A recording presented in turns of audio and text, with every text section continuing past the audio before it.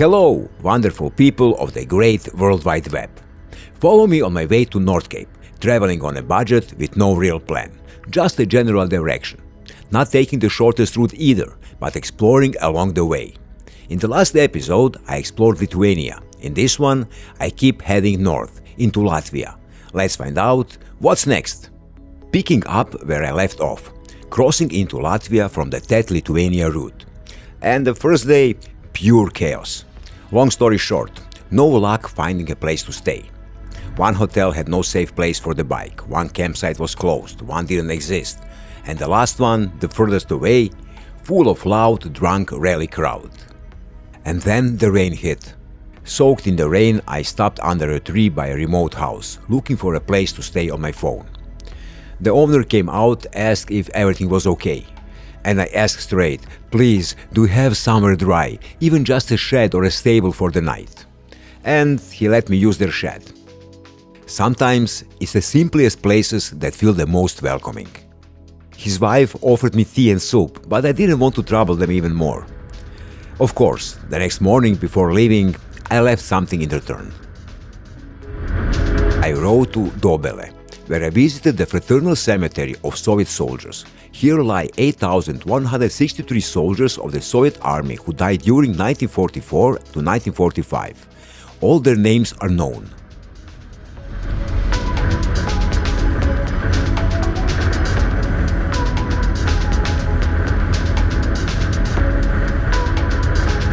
Later, at the gas station, while cleaning and adjusting my chain, I noticed the Cush rubber had developed slack. I contacted the Royal Enfield Service Center in Riga and they told me to come in. So that's how I ended up in Riga.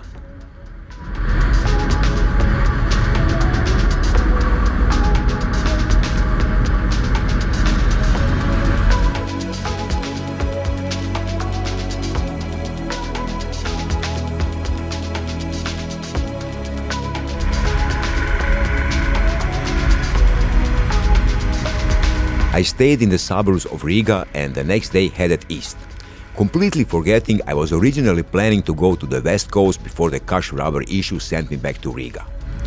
To be honest, I still don't know why I went east instead of west. I even stayed on the west side of Riga to avoid the city and then rode straight through it the next day. Felt like Mr. Bean was making the decisions.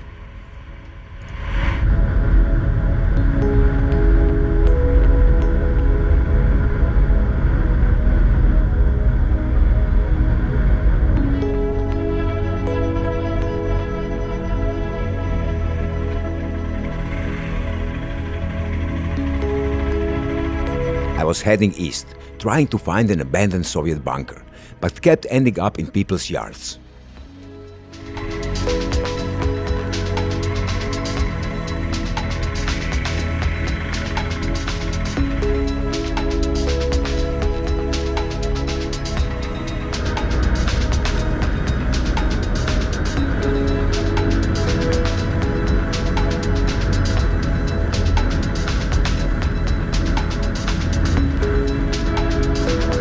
Sorry, I didn't notice that bug splattered my camera lens. You'll have to leave it a smudge for the next few shots.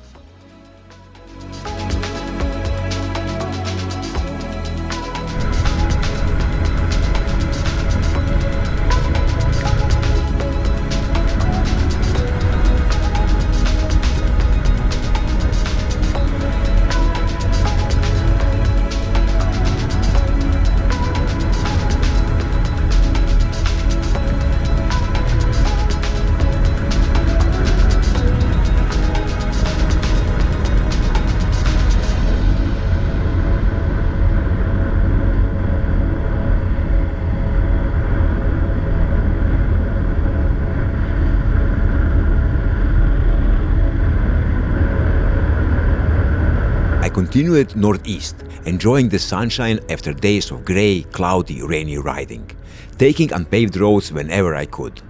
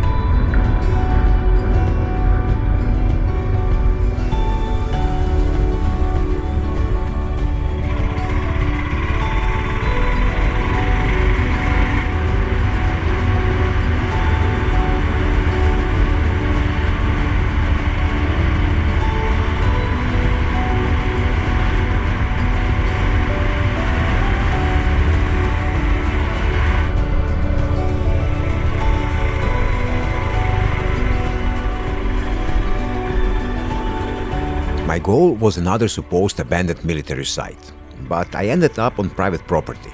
Again, wrong coordinates.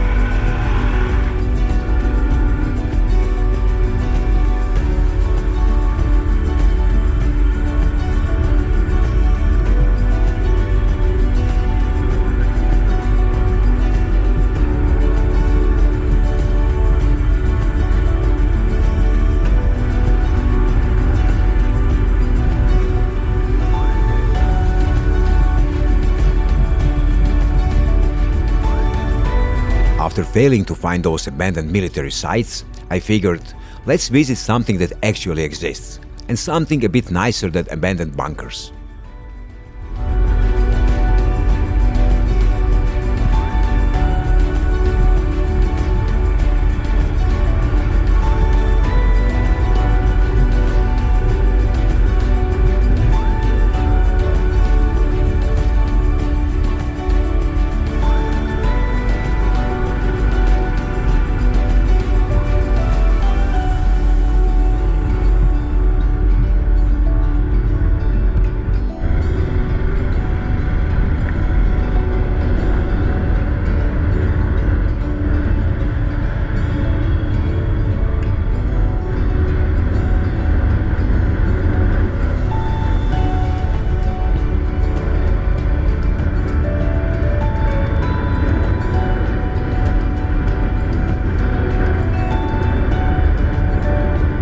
And by now, you know I love legends, so I was curious about this mystical place.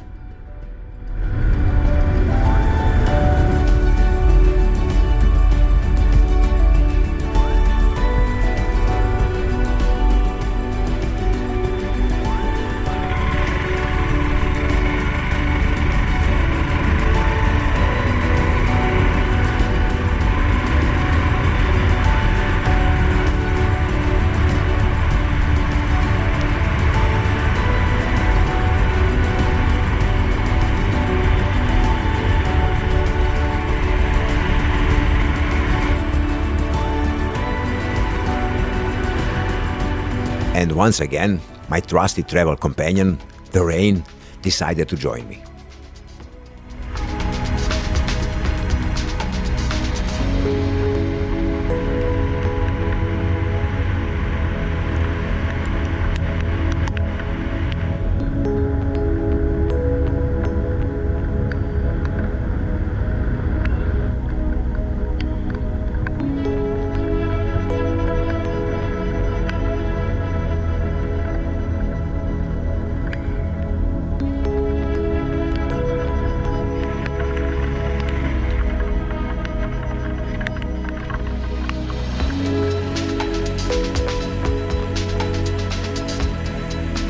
Here it is, Zvārtes Rock, a sandstone cliff above the Amata River, deep within Gauja National Park, a place shaped by nature and wrapped in old legends of witches and demons said to meet in this place.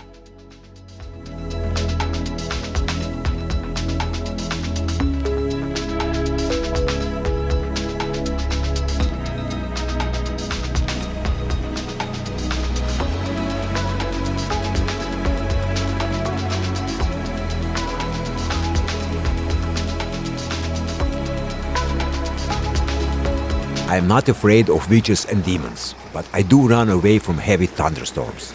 And that night, serious storm warnings were everywhere, yellow-red, the kind you don't ignore. Even at the gas station, they told me to find shelter as soon as possible. So I made my way fast as possible to Valka, a town split between Latvia and Estonia, and found a place to stay in a hostel set in a former border crossing building. The next day, after the rain stopped, I made my way toward Estonia. Latvia was a bit chaotic, rain, storms, mechanical problems, and me forgetting where I was supposed to go. And with that, I'm wrapping this episode up.